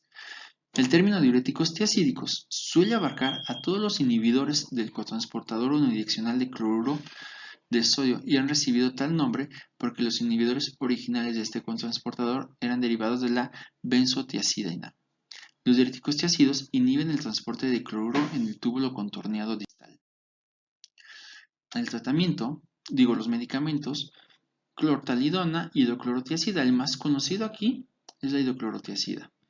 Dosis de 12.5 a 50 miligramos cada 24 horas. Ok, hablando de horarios. Algo muy importante en los pacientes hipertensos es que debemos educar a nuestro paciente. Aparte de explicarles la importancia de las medidas higiénico-dietéticas, yo tengo que decirle a mi paciente que tenemos que tener un horario para tomar los medicamentos, ¿sí? Los medicamentos duran 24, 8, 12 horas en hacer efecto. Si el medicamento es cada 12 horas, yo me lo tomo a las 8 de la mañana y me lo tomé hasta las 10, 12, 11 de la noche, pues de 8 a 10, de 8 a 11, 8 a 12 me quedé sin efecto de antihipertensivo y se me va a subir la presión arterial ahí. Esos cambios de presión arterial donde no estamos controlados, donde estoy bien y de repente tengo picos de elevación de presión arterial, estos picos, estas diferencias me causan mayor lesión endotelial que una presión arterial persistente elevada, ¿saben? Entonces tenemos que tener cuidado. Decirle a nuestro paciente, el medicamento se toma a las 8 de la mañana y 8 de la noche, o se toma siempre a las 10 de la mañana. No es el medicamento que va con el desayuno, ni el medicamento que va con la cena, porque si la cena ya no la hacen a las 8 de la mañana, la hacen a las 9 de la noche o a las 10 de la noche, pues ya cambió y están cambiando el horario. Entonces, por favor, siempre díganle a sus pacientes que el tratamiento debe ser siempre con horario, ¿va? No saben la cantidad de pacientes que yo tengo hipertensos, descontrolados, que llegan a mi consulta y lo único que hago es ponerle horario. Y eso es más que suficiente para controlar la presión arterial. Y no necesité aumentarles las dosis de los medicamentos, únicamente tener un orden para tomarlos, ¿sí? Háganlo por favor, cuando pongan la receta del paciente, si le ponen cada 12 horas el antihipertensivo, pónganle 8 de la mañana y 8 de la noche, o 10 de la mañana y 10 de la noche. Ahí lo platican ustedes con el familiar, con el paciente, para ver en qué hora es más fácil que se tome sus medicamentos y lo ajustamos, ¿les parece? Clortalidona yo creo que es el segundo más común de este grupo, dosis de 12.5 a 25 miligramos cada 24 horas. Son útiles en insuficiencia cardíaca, hipertensión sistólica y en ancianos, ¿sí? Impamida y xipamida son fármacos también diuréticos triacídicos, pero no son muy comunes y no son fáciles de encontrar. Ahorradores de potasio.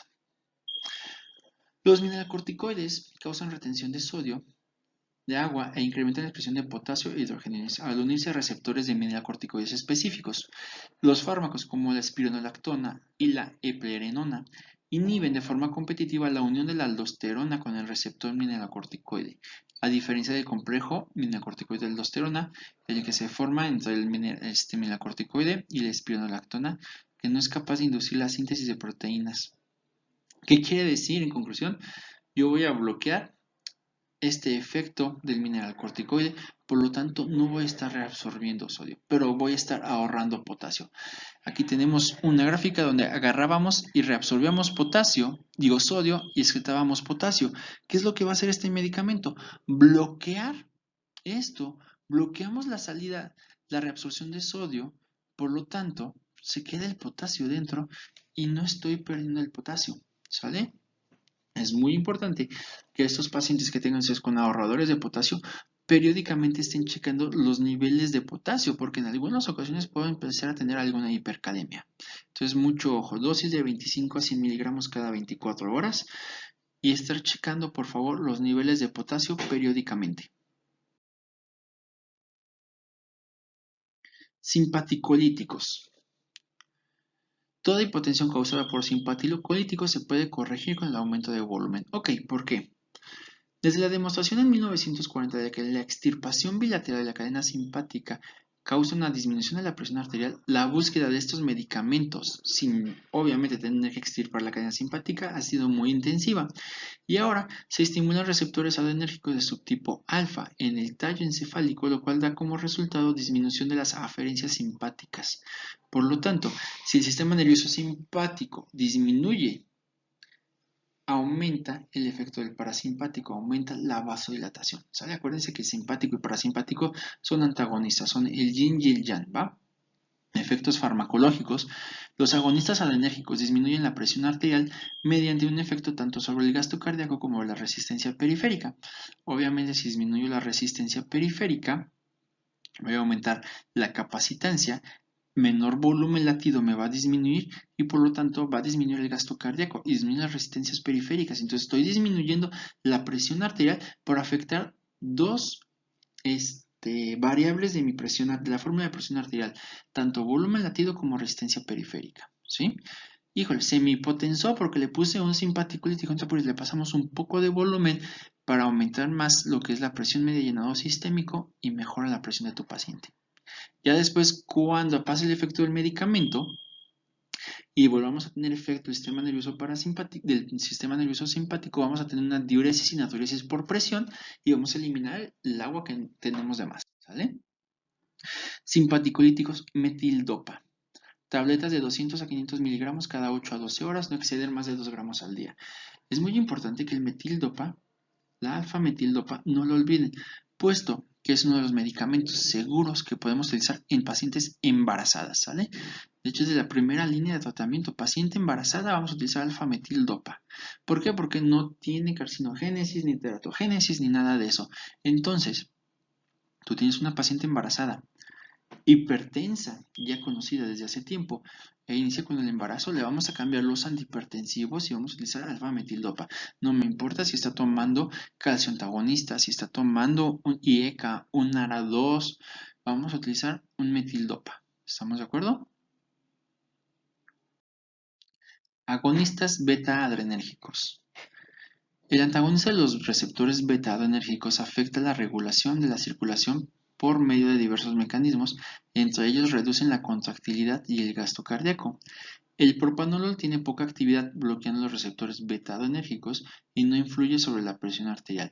El propanolol causa más disminución de la frecuencia cardíaca, pero al disminuir la frecuencia cardíaca, presión arterial es igual a frecuencia cardíaca por volumen latido, todo esto por resistencias sistémicas. ¿Qué significa? La presión arterial es directamente proporcional a frecuencia cardíaca, a volumen latido y a resistencias periféricas. Si estoy yo disminuyendo la frecuencia cardíaca, obviamente disminuyo gasto cardíaco y por ende disminuyo presión arterial. ¿Sale? Chicos, mecanismos propuestos para explicar la acción antihipertensiva de los betabloqueantes. Reducción del gasto cardíaco. Obviamente, ¿no? Sabemos, ya hemos visto que el gasto cardíaco es igual a frecuencia cardíaca por volumen latido, directamente proporcional al gasto cardíaco a la frecuencia cardíaca. Si yo tengo una frecuencia cardíaca de 80 por 70, tengo un gasto cardíaco de 5.6. Por lo tanto, si yo bajo esta frecuencia cardíaca de 80 a 70, 70 por 70, 4.9 de gasto cardíaco. Y tan solo por ese simple hecho disminuimos lo que es la presión arterial al romper las resistencias sistémicas, ¿va? Efectos sobre el sistema nervioso central. Disminuimos las resistencias sistémicas y disminuimos la frecuencia cardíaca del corazón. Inhibición de la secreción de la renina. Habíamos comentado que los pacientes hipertensos con aumento de la liberación de catecolaminas eran más susceptibles a la liberación de la renina. Reducción del volumen plasmático. Si no estoy liberando renina, no estoy liberando aldosterona y por lo tanto disminuimos nuestro volumen plasmático. Disminución del tono vasomotor al disminuir las resistencias sistémicas, resistencia de la vascular periférica, mejoría de la distensibilidad vascular al tener menos vasoconstricción, mejora la distensibilidad y mejora la presión arterial. Bueno, reduce, no mejora. Reajuste de las concentraciones de los vasoreceptores y efectos sobre los receptores beta posinápticos y reducción de la liberación de la noradrenalina. Todos estos motivos, todas estas son las causas por las cuales los beta bloqueantes me llegan a disminuir la presión arterial. Fármacos beta bloqueadores que tenemos, atenolol, propanolol y metoprolol, ¿no? Tenemos que los más comunes es el metoprolol y propanolol. Hay un pequeño problema con los betabloqueadores, no podemos utilizarlo en pacientes que son asmáticos porque si no podemos agravar la sintomatología de estos. Entonces, normalmente podemos utilizar metoprolol 100 miligramos cada 12 a 24 horas o 50 miligramos dependiendo de la frecuencia cardíaca de nuestro paciente. Una cosa, es muy importante que su paciente tomen en cuenta si tiene un bloqueo AB, si tiene frecuencia cardíaca de 60 o menor, no podemos dar un beta bloqueador porque si no vamos a causar un bloqueo AB completo de nuestro paciente y las cosas se nos pueden complicar. ¿Sí? Antagonistas de los receptores alfa-adrenérgicos. Estos fármacos bloquean de manera selectiva los receptores alfa-adrenérgicos tipo 1 sin afectar los alfa-2. Propiedades farmacológicas: inhiben la vasoconstricción inducida por catecolaminas endógenas, causan vasodilatación tanto en venas como en arterias y agravan el peligro de insuficiencia cardíaca, por lo que no se recomiendan como monoterapia. Entonces vamos a tener que esos medicamentos inhiben la vasoconstricción inducida por catecolaminas endógenas. ¿Sale? ¿Qué quiere decir? Al yo estar disminuyendo lo que es, regresamos a la gráfica que tanto me gusta.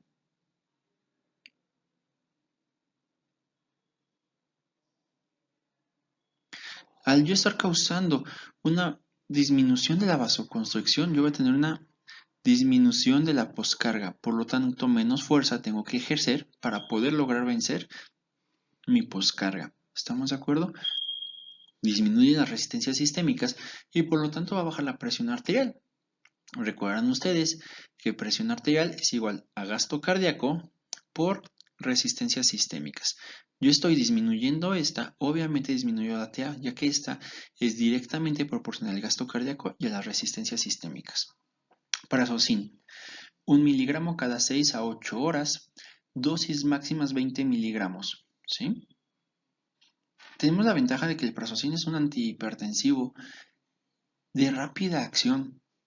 Tarda menos que otros antihipertensivos, pero la reducción de la presión arterial es muy drástica. No hay que utilizarlo de primera línea, siempre de segunda línea, ¿va? Al inicio, los antagonistas de los receptores alfa-adrenérgicos reducen la resistencia arteriolar y aumentan la capacitancia venosa. Ello causa un incremento del reflejo de la mediación simpática de la frecuencia cardíaca y la actividad de renina plasmática. Durante el tratamiento prolongado persiste la vasodilatación, pero se va a normalizar el gasto y la frecuencia y la actividad de renina plasmática. ¿Qué quiere decir? Yo al causar una vasodilatación, ¿dónde está mi lápiz? Perdón. Yo al causar una vasodilatación voy a tener disminución del retorno venoso, por lo tanto va a aumentar la frecuencia cardíaca para poder compensar ese retorno venoso disminuido. Pero ¿qué comenta? A la larga, recuerden que el cuerpo se resetea a las 48 horas. Yo veo que estas resistencias venosas disminuidas es lo común, me voy acostumbrando y la frecuencia cardíaca termina normalizándose y ya no va a estar elevada. Entonces, en un primero instancia podemos tener aumento de la resistencia, aumento de la frecuencia cardíaca con el uso de estos medicamentos. Vasodilatadores. Causan relajación directa del músculo liso arteriolar. No es un dilatador de vasos de capacitancia y no relaja el músculo liso venoso, sino más bien el músculo liso arteriolar. Está contraindicada en hipertensos con arteriopatía coronaria, ¿sí? Hipertensos de más de 40 años de edad y causa un secuestro o robo coronario. Al disminuir la presión arterial por disminuir el tono del músculo arteriolar, estamos disminuyendo enormemente las resistencias sistémicas. Pero como es exclusivo sobre el tono arteriolar, ¿qué va a causar? Un secuestro coronario. ¿A qué me refiero? Yo tengo mis arterias coronarias,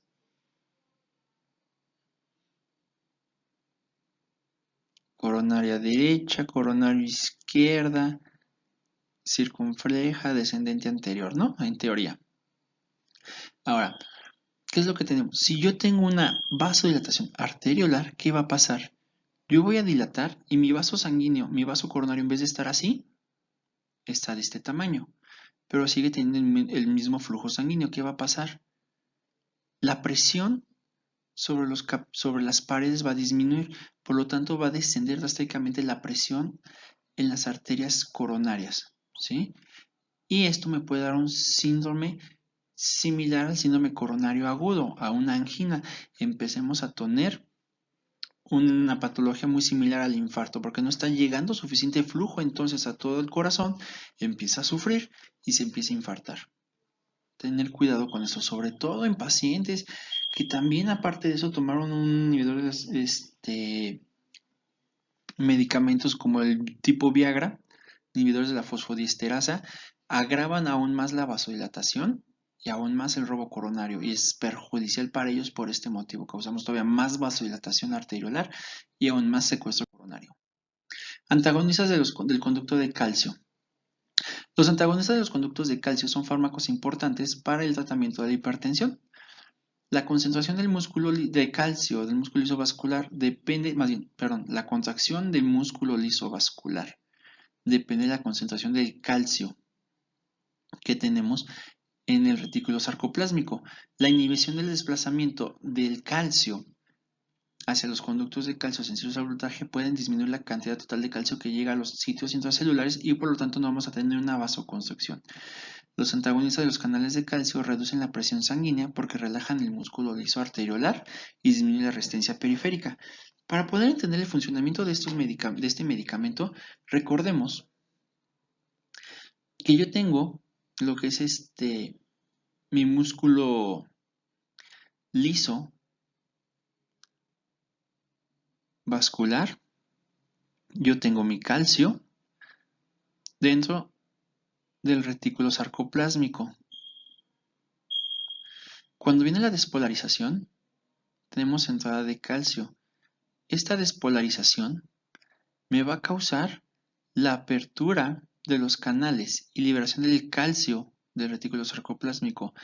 Este calcio que entra junto con este calcio activa la calmodulina que va a causar finalmente la contracción del músculo liso activando la actina y la miosina, ¿sale? Entonces, si yo inhibo la liberación de estos canales o la liberación de este calcio, no va a salir el calcio, no me va a activar el complejo calcio-calmodulina y no va a haber contracción del músculo liso. Aquí tenemos mejor el dibujo de lo que se había intentado explicar. Tengo lo que es la despolarización con la entrada de los canales, la despolarización de la membrana. La despolarización de la membrana me va a favorecer la entrada de calcio, no sé por qué en este dibujo no está. Esta misma despolarización de la membrana me va a abrir los canales dihidropiridínicos que tengo en el retículo sarcoplásmico. Esos canales dihidropiridínicos me van a causar la liberación de calcio. Se une con el calcio que entra y ya me van a activar lo que es la calmodulina, complejo calcio-calmodulina, que me va a activar la miosina dándole un grupo fosfato. Y de esta manera se va a la contracción. Ah, ya me fijé por qué no se ven los canales de calcio, porque este es a la salida. Una vez que se acaba la contracción, llega la miosina fosfatasa, le quita el fosfato a la miosina, libera el calcio y la calmodulina y ya tenemos bombas que van a bombear calcio al exterior y calcio de regreso al retículo sarcoplásmico. Por eso no vimos la entrada de calcio. Fármacos. Amlodipino, felodipino y nifedipino. ¿Sí? Amlodipino podemos dosis de 5 a 10 miligramos cada 24 horas. Cada 24 horas es muy importante, chicos. Luego hay gente que empieza a darlo cada 12 horas, cada 8 horas. Cada 24 horas en amlodipino, desde 2.5 hasta 10. Felodipino, 5 miligramos de 2.5 hasta 20 miligramos. Las tabletas son de 5. Y nifedipino de 10, de 30 y de 6. El de 10 es de liberación rápida, es una grajea. De 30 y 60 son liberaciones prolongadas. Entonces pueden ser de 30 cada 8 a 24 horas. El nifedipino de 10 miligramos que viene como en grajea es como el ibuprofeno. Está relleno de gel. Mucha gente lo que hace es para atender una emergencia hipertensiva, le perfora con un alfiler y les pone unas gotitas del antihipertensivo debajo de la lengua. Es efectivo, baja la presión arterial, pero no se debe utilizar porque la baja tan rápido y de manera tan drástica que puede causar un infarto por secuestro coronario. Entonces, si quieren controlar ustedes la presión arterial en un paciente, de manera más correcta, por una emergencia hipertensiva, vamos a utilizar medicamentos intravenosos no vía oral. Inhibidores de la enzima convertidora de angiotensina. Los inhibidores de la enzima convertidora de angiotensina, como captopril, enalapril, lisinopril, todos estos, recordemos que son nefroprotectores, porque al inhibir la enzima convertidora de angiotensina, yo voy a disminuir mi glomérulo, perdón.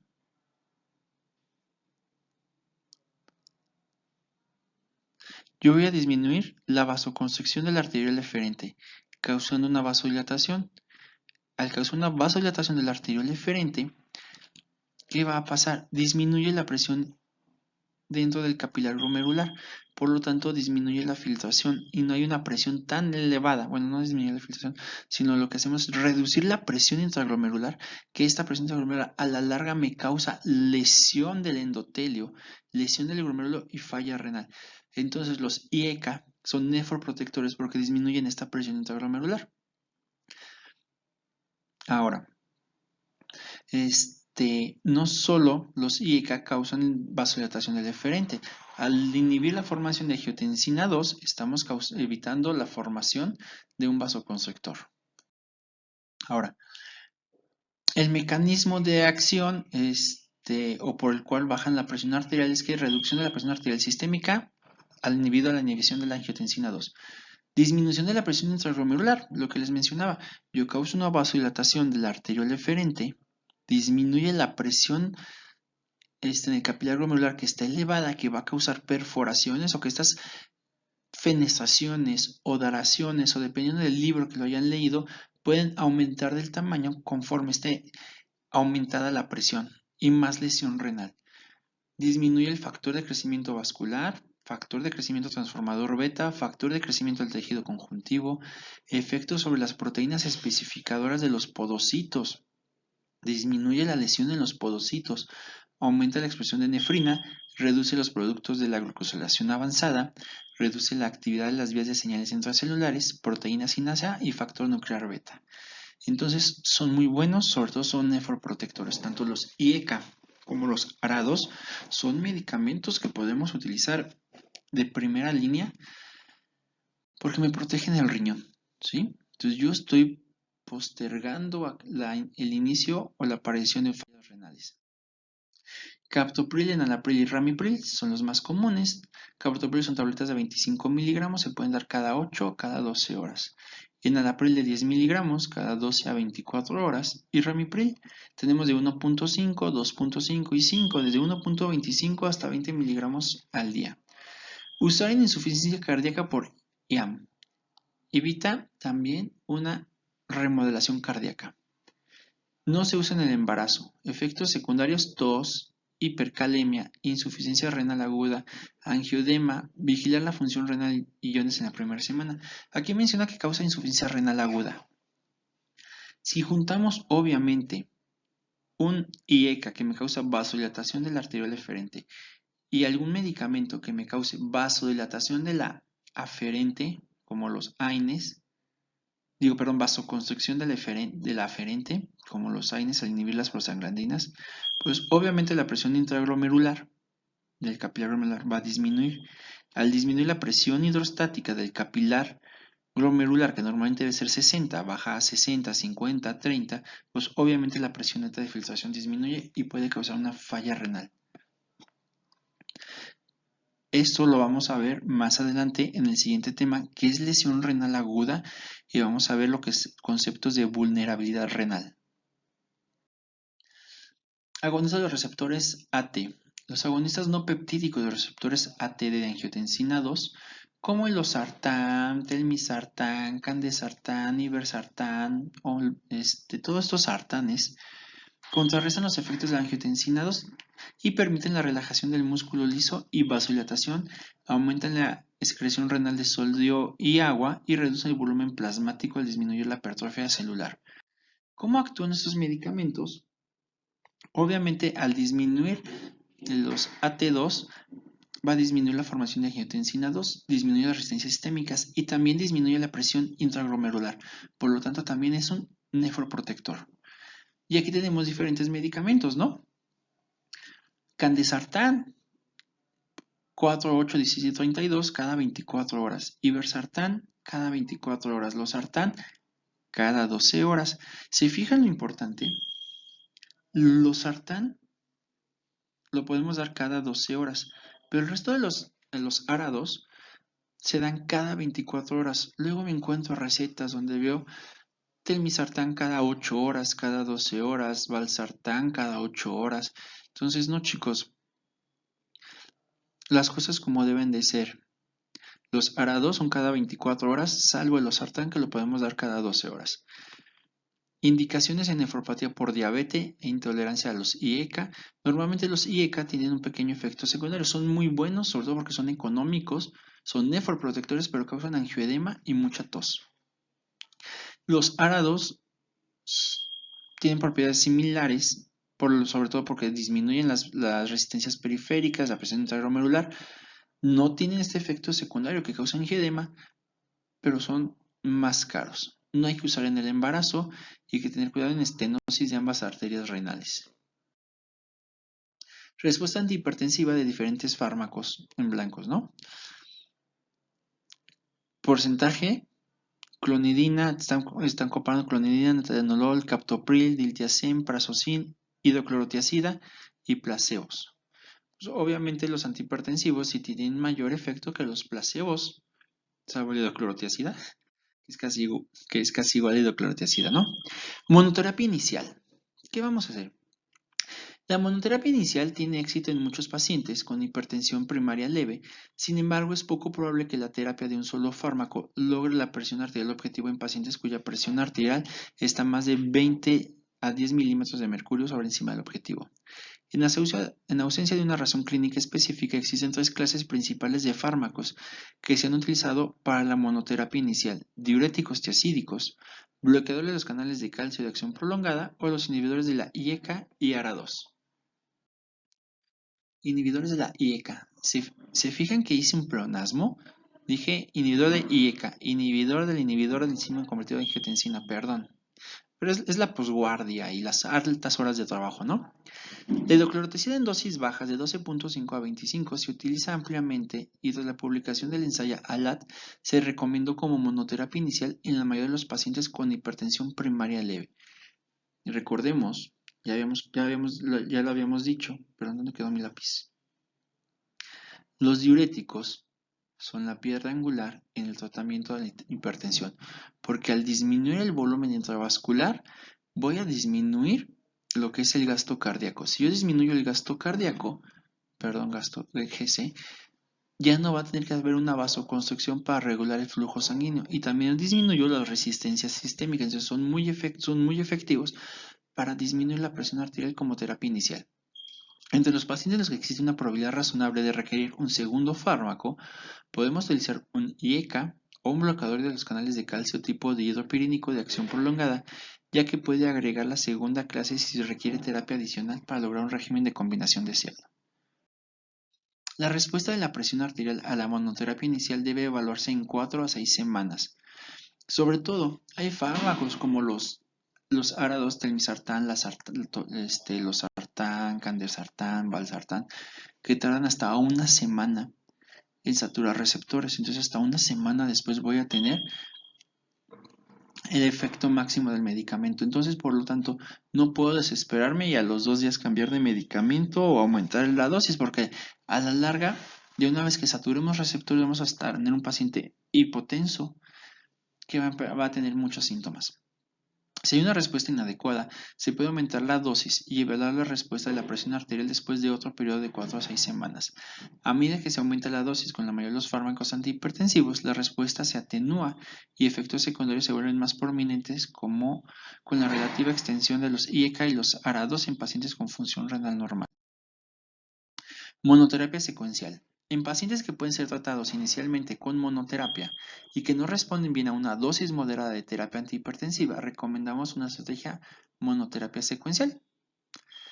La JNC8 sugirió llevar al fármaco inicial de estos pacientes a la dosis máxima recomendada o añadir un segundo fármaco. O una terapia de combinación. Dos cuestiones importantes relacionadas con la terapia de combinación incluyen el uso de la terapia de combinación como monoterapia de primera línea y la adición de un segundo fármaco cuando se logra la presión arterial objetivo con la monoterapia. La terapia combinación de primera línea, podemos utilizar bloqueadores de los canales de calcio más un inhibidor de enzima convertidora de angiotensina. Estamos hablando de que podemos combinar, mejorar un captopril con un nimodipino, amlodipino, nifedipino. La terapia de combinación inicial apropiada puede incluir un betabloqueante más un inhibidor de la IECA o un ARA de acción prolongada en pacientes que han tenido un infarto de miocardio reciente o un diurético más un inhibidor de la IECA o ARA2. En lo personal, esta combinación es la que más me gusta. Un diurético más un IECA o un ARA2. ¿Por qué? Porque estoy utilizando el tratamiento de primera línea, que es el diurético, y estoy utilizando un medicamento que es nefroprotector. Terapia en combinación con más de 2 agentes. Podemos utilizarlo, una triple terapia. La mayoría de los comparados podemos utilizar un IECA o ARA2 más un amlodipino más un diurético tiacídico, ¿no? Esto podemos utilizarlo. Entonces ya estamos combinando 3 medicamentos. Hay que tener cuidado. Yo tengo un paciente ya con tantos medicamentos antihipertensivos. Tengo que ver que realmente mi paciente nos esté ayudando con la dieta y el ejercicio. Recuérdense que lo principal era la dieta y el ejercicio en nuestros pacientes. Si no lo están haciendo, vamos a tener que utilizar muchos medicamentos antihipertensivos y va a ser muy difícil el control. Pero si su paciente nos ayuda, va a ser raro que tengamos que llegar hasta este momento. Emergencia hipertensiva. Se caracteriza por una grave y generalmente súbita elevación de la tensión arterial que se acompaña de una progresiva disfunción de un órgano blanco. Tratamiento. Un órgano blanco, se refiere a una lesión, sobre todo a nivel cerebral, ¿no? O un infarto o lesión renal. Pero es muy común que un paciente en crisis hipertensiva tenga síntomas neurológicos, sobre todo focalizaciones. Entonces podemos tener un EBC hemorrágico. ¿Con qué rapidez se debe reducir la presión arterial? La presión arterial debemos reducir durante un periodo de horas o días, aunque pueden ser necesarias reducciones más lentas en pacientes adultos mayores con alto riesgo de isquemia cerebral o miocárdica resultante de una reducción excesiva rápida de la presión arterial. No podemos reducir la presión arterial de golpe o tan rápido. Si de repente está en 180-100, 200 sobre 120, no la podemos reducir hasta 120-80. ¿Por qué? Porque ese cerebro está acostumbrado a tener presiones más elevadas y un cerebro con una lesión, ya sea un EBC hemorrágico, pierde la autorregulación. Entonces, si yo bajo tanto la presión arterial, lo único que voy a causar es de que, ¿dónde está mi lápiz? De tener una pequeña zona de hemorragia con una lesión en esta parte, yo puedo aumentar el área de penumbra, ¿sí? Y aumentar la lesión. Entonces tengo que tener cuidado, no puedo bajar de golpe esos medicamentos, esta presión arterial. El objetivo de la presión arterial, a corto plazo es disminuir tener una presión arterial sistólica menor de 160 y una diastólica menor de 100. Sin embargo, la presión arterial media no debe reducirse más del 25 al 30% de las primeras horas. ¿Cuándo debe reducirse la presión durante un periodo de horas? Los pacientes que se consideran que tienen un alto riesgo de eventos cardiovasculares inminentes debido a hipertensión grave, incluidos aquellos con aneurismas aórticos o intracraneales conocidos, deben de reducir su presión arterial durante un periodo de horas. El nifedipino sublingual está contraindicado en este contexto y no debe utilizarse. Eso es lo que les había comentado. El nifedipino de 10 miligramos, que es una grajea con gel, no debemos utilizarlo sublingualmente porque baja drásticamente la presión arterial, causa secuestro coronario, aumentamos el área de penumbra de lesión cerebral y podemos causar un infarto. Algunos pacientes con presión arterial significativamente elevada, mayor de 180 sistólica o mayor de 120 la diastólica, como lo vimos en las primeras diapositivas, y tienen signos o síntomas de daño continuo y agudo de órgano diana, estamos frente a una emergencia hipertensiva y podemos utilizar en estos casos medicamentos intravenosos. sobre los vía oral. ¿Por qué? Porque usar medicamentos intravenosos, si yo lo inicio y disminuyo la presión arterial más allá del 25-30% de la media, ¿qué hago? Disminuyo la dosis para no bajarlo de más.